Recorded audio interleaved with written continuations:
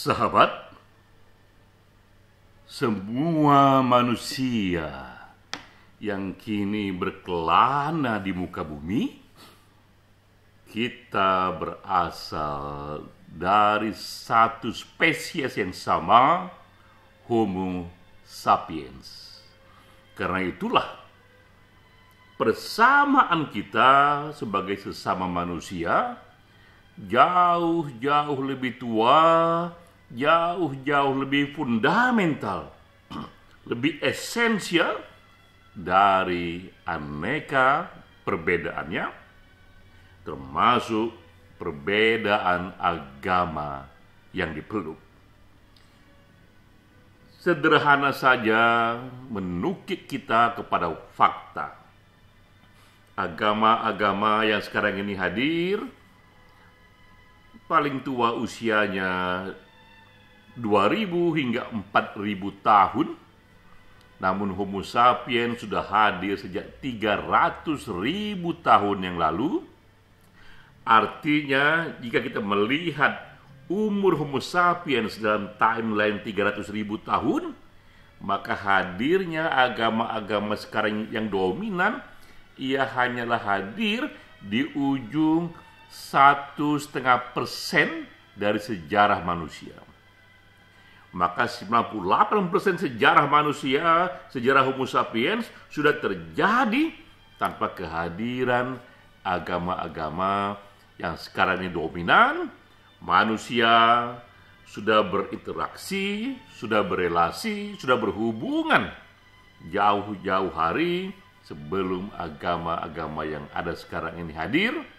Dengan sendirinya fakta ini memberikan impresi yang paling kuat kepada kita bahwa relasi kita kepada sesama Homo sapiens jauh lebih fundamental, lebih tua, lebih esensial dibandingkan perbedaan-perbedaan agama yang ada. Ini pengantar untuk kita masuk ke dalam diskusi serial esoterika yang ke-32, diskusi setiap bulan yang kita kerjakan. Topik kali ini adalah mubadalah Muslim and the others, hubungan Muslim dengan mereka yang bukan Muslim. Yang menjadi pembicara kita kali ini adalah Dr. Fakihuddin Abdul Qadir yang memang mendalami dan menulis buku mengenai mubadalah. Saya memperkaya diskusi dengan menunjukkan secara faktual aneka ragam respon Muslim atas isu-isu dunia di masa kini.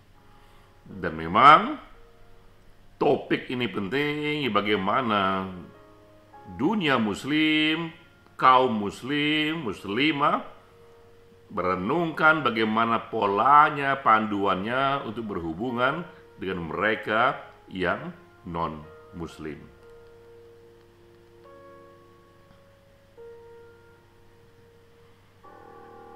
Kita mulai dari sini, mengapa ini penting? Inilah populasi dunia masa kini, bahwa dari 8 miliar manusia sekarang ini, mereka yang beragama Muslim hanya 25% saja, tepatnya 24,9%. 75% adalah mereka yang tidak beragama Muslim.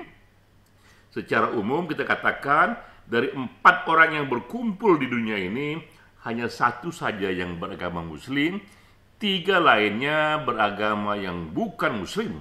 Dengan sendirinya, pertanyaan bagaimana Muslim ini berelasi dengan yang non-Muslim itu menjadi penting, karena memang pastilah yang Muslim akan terus berhubungan dengan non-Muslim, karena non-Muslim jumlahnya 3 kali lipat lebih banyak. Ini data kedua, apalagi jika hubungannya makro dengan mengikutkan hubungan antar negara. Kita lihat di sini ada 15 negara paling kuat ekonominya di dunia. Dari 15 itu hanya 1 saja yang populasinya majoriti Muslim, yaitu Indonesia di ranking ke-15. Negara yang paling kuat secara ekonomi dihitung dari pendapatan GDP-nya secara nasional dari 1 sampai 14 bukanlah negara yang majoritinya Muslim. Ada Amerika di sana, ada Cina, ada Jepang, Jerman, UK, India, Perancis, Italia, Kanada, dan lain sebagainya. Dengan sendirinya juga dalam perdagangan internasional, dalam hubungan relasi dunia, negara-negara yang populasi majoriti Muslim pastilah berhubungan dengan negara-negara yang non-Muslim, yang jauh secara ekonomi, jauh-jauh lebih powerful. Nah, ini peristiwa yang sedang hangat, yaitu World Cup 2022 di Qatar yang sedang terjadi. Saya pun sekarang ini sering begadang untuk menonton bola di sana, dan kita lihat di sana betapa FIFA acap kali terjepit akibat isu LGBT. Tim-tim sepak bola yang datang dari dunia luar, dari Eropa terutama, mereka menyatakan dan merasakan bahwa LGBT itu adalah hak asasi dan tak ada kompromi terhadap hak asasi. Namun di Qatar yang berdasarkan ajaran Islam melarang LGBT, akibatnya acap kali terjadi para pemain memberikan ekspresi untuk menunjukkan simpati mereka kepada kaum LGBT dengan terang-terangan ataupun sembunyi-sembunyi dengan berbagai simbolnya. Tapi sekali lagi ini menunjukkan betapa terjadi kesulitan dunia Muslim yang menjadi tuan rumah bagi dunia lainnya, kok tiba-tiba merasakan ada sistem nilai yang sangat berbeda. Lahirlah buku ini, buku yang ditulis oleh penulis sendiri yang menjadi pembicara kita, Bung Fakihuddin Abdul Qadir, relasi mubadalah Muslim dengan umat berbeda agama dengan merujuk kepada teladan Nabi Muhammad. Ini riset yang sangat kokoh, bagus sekali ditampilkan di sini dalam sejarah Nabi Muhammad sendiri, bagaimana Nabi dalam kehidupan sosialnya berrelasi dengan orang-orang dan tokoh-tokoh non-Muslim. Lalu dari pola-pola perilaku Nabi inilah buku ini mencoba menyusun pedoman panduan untuk itu. Kita mengapresiasi ini, tapi masalahnya kita pun membaca sejarah, kita pun mendalami filsafat, dan kita pun mendalami ilmu sosial. Masalahnya adalah tak hanya terjadi di Islam, tapi terjadi di agama lain, juga terjadi di gagasan besar lain, bahwa semua bisa mengaku meneladani Nabi, tapi bisa berakhir dengan tafsir yang bertolak belakang.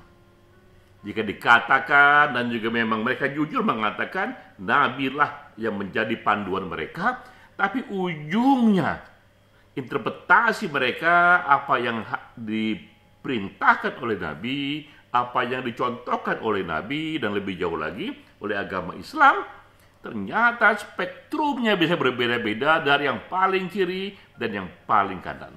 Jadi itu pertama catatan kita, bahwa menafsir apa yang diajarkan Nabi di masa lalu tidak pernah menjadi satu interpretasi saja. Faktanya bisa sama, tapi ketika dirangkai menjadi satu peristiwa yang memberikan satu makna, akan beragam. Mari kita uji dengan 6 isu utama, isu yang lagi hot, yang lagi populer di masa kini. Kita lihat yang manakah sebenarnya yang diajarkan Nabi Muhammad. Kan semua mengklaim inilah panduan dari Nabi Muhammad, tapi berujung dengan satu sikap yang berbeda. Pertama, isu soal jilbab misalnya. Apakah Nabi mengajarkan jilbab itu wajib atau tidak? Tak hanya Nabi, tapi juga bahkan Al-Quran sendiri, Islam sendiri, apakah mengajarkan jilbab itu wajib atau tidak? Yang mana hasilnya? Semua mengaku meneladani Islam, meneladani Quran, membaca Quran, ahli Quran, meneladani Nabi. Nah, ini hasilnya. Negara Islam di Iran mengatakan jilbab wajib. Tapi negara Islam Arab Saudi di tahun yang sama, yang selisih jaraknya hanya 1000 km saja, mengatakan jilbab tidak wajib. Lalu yang manakah teladan Nabi dari kedua sikap yang berbeda ini? Dan di Iran sekarang ini kita tahu meledak protes yang luas sekali. Kaum wanita menolak jilbab dijadikan satu kewajiban berpakaian muslimah, apalagi di sana ada penjara bagi mereka yang melanggarnya. Kalau ditanya kepada Iran, apakah kau ini mengikuti teladan Nabi? Pastilah yang mengatakan, pastilah mereka mengikuti teladan Nabi. Tak ada yang berani mengatakan mereka melanggar teladan Nabi. Tapi ujungnya adalah jilbab itu wajib. Kita tanya juga kepada Arab Saudi. Apakah Arab Saudi ini meneladani pedoman Nabi? Pastilah mereka mengatakan kami meneladani pedoman Nabi. Tapi ujungnya adalah jilbab tidak wajib. Ini contoh kasus saja. Contoh kasus kedua. Jika kita meneladani Nabi, apakah pernikahan dini untuk gadis katakanlah yang berusia di bawah 19 tahun itu boleh atau tidak? Bolehkah seorang gadis yang usianya di bawah 19 tahun untuk menikah? Iran mengatakan boleh, ya. Dan mereka mengatakan bahwa mereka pun meneladani Nabi ketika menikahi Aisyah. Tentu ada banyak perdebatan berapa usia Aisyah saat itu, tapi hampir semuanya sepakat usia Aisyah saat itu mungkin 19 tahun ke bawah, ya. Iran mengatakan bahwa boleh orang menikah dini di bawah 19 tahun. Tapi di Indonesia pernikahan dini itu mulai dilarang, ada undang-undangnya dan dijelaskan secara kesehatan baik fisik atau psikologis mengapa pernikahan dini itu dilarang. Jika ditanya apakah kalian ini mengikuti tradisi Nabi, dua-duanya pasti mengatakan ya, kami mengikuti tradisi Nabi, tapi interpretasinya yang berbeda. Kita uji lagi pada isu ketiga. Apakah pelaku LGBT itu kriminal atau tidak? Perlu dihukum atau tidak? Bagaimana panduan Nabi soal ini? Dan kembali kita melihat hasil yang berbeda di Arab Saudi. Arab Saudi termasuk satu dari 11 negara yang mengkriminalkan LGBT. Bahkan pelaku LGBT bisa dikenakan hukuman mati. Dan pastilah pula mustahil mereka mengatakan kami tidak mengikuti pedoman Nabi. Mustahil mereka mengatakan oh kami melanggar pedoman Nabi. Pastilah ini karena menurut mereka melakukan pedoman Nabi dan juga pedoman dari agama Islam. Tapi di Indonesia, negara yang juga majoritinya Islam, yang juga banyak para ulamanya, yang juga membaca kitab suci yang sama, membuat aturan dan menyetujui bahwa LGBT itu tidak kriminal, pelakunya tidak perlu dipenjara, apalagi dipenjara hukuman mati. Hal lainnya yang berbeda, isu ketiga sekarang mengenai peristiwa internasional. Katakanlah LGBT itu memang tidak diterima di negara muslim. Sekarang bagaimana jika negara muslim itu membuat peristiwa internasional seperti World Cup 2022 di Qatar? Bolehkah mereka memainkan simbol-simbol internasional? Bolehkah turis itu datang memainkan, menikmati simbol-simbol internasional yang pro pada LGBT? Nah, ini jawabannya. Di Qatar mengatakan tidak boleh. Karena itulah protes terjadi dari banyak pemain sepak bola yang sekaligus juga menjadi aktivis hak asasi manusia.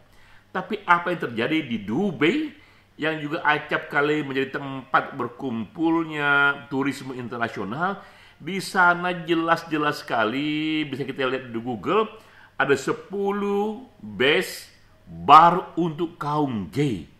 Jadi kaum gay pun menikmati ada bar di Dubai sana, karena Dubai sudah menjadi salah satu pariwisata internasional, dan kaum yang LGBT pun datang ke sana, dan ada total 10 bar di sana. Apa yang terjadi dengan pemerintah? Pemerintah pun menutup mata, itu dibiarkan saja.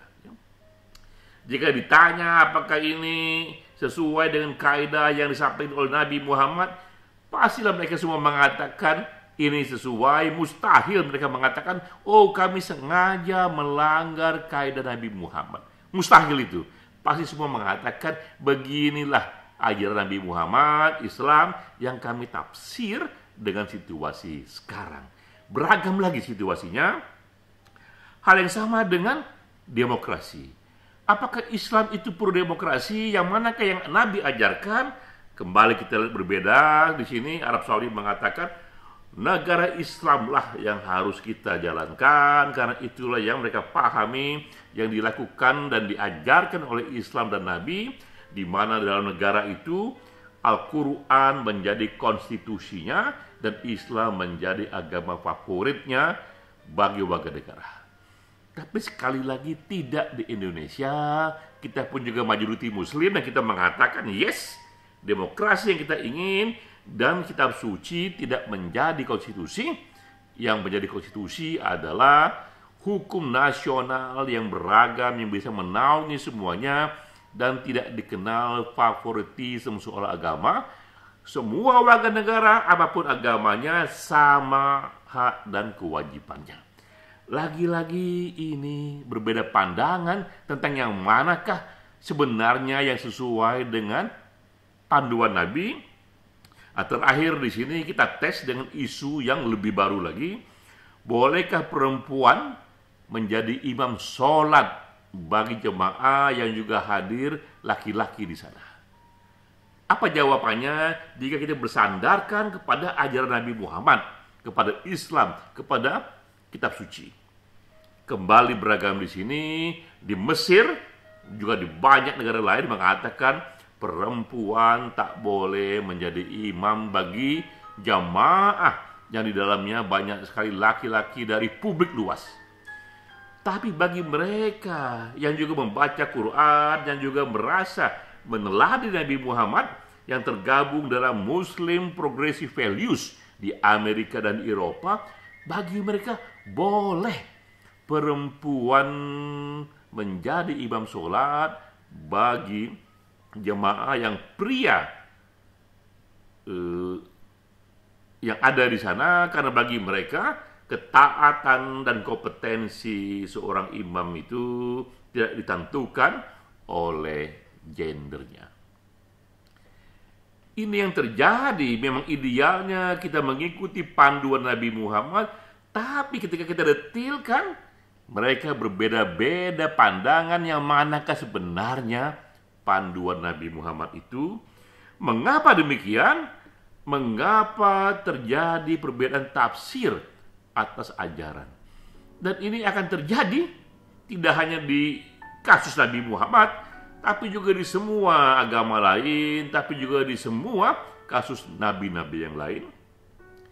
Karena simpel saja, ini hukum dari dunia sosial, bahwa ajaran itu dari masa lalu sampai pada kita melalui sebuah konstruksi sosial.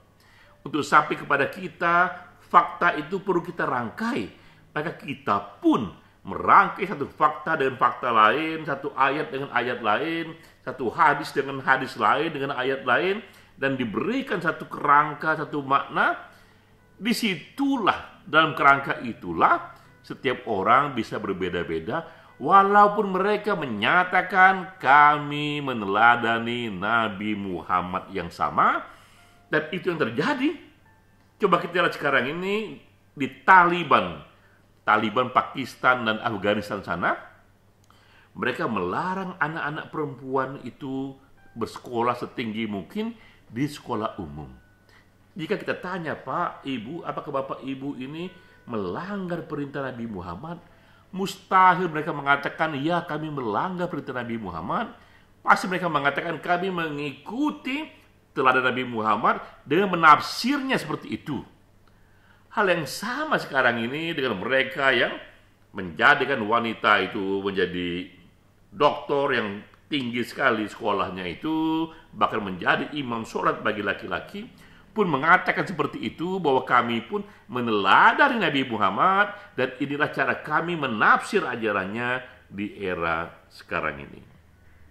Nah, kita sudah sampai sekarang ini di era 1600 tahun setelah wafatnya Nabi.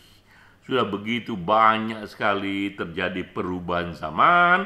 Karena itu bagi kita memberi satu nilai yang kokoh bagi teman-teman yang menyusun panduan berdasarkan Nabi Muhammad. Namun sekali lagi, lebih perlu didetailkan lagi berdasarkan pandangan Nabi Muhammad, namun yang sesuai dengan prinsip-prinsip hak asasi manusia. Ini pilihan yang jauh lebih tegas, karena ajaran Nabi Muhammad pun bisa dipahami dengan cara melanggar prinsip-prinsip hak asasi manusia. Seperti yang tadi kita tunjukkan, ada 6 kasus, semuanya mengaku mengikuti teladan Nabi, tapi berujung kepada pandangan yang berbeda. Namun lebih jauh dari itu, kita pun harus memahami juga dengan cakrawala yang jauh lebih luas lagi, bahwa kesamaan kita selaku Homo sapiens yang sudah bersama 300.000 tahun yang lalu, jauh lebih esensial, jauh lebih fundamental dari perbedaan agama yang sekarang ini ada, di mana agama pun memang baru hadir 1,5% dari sejarah Homo sapiens. Salam.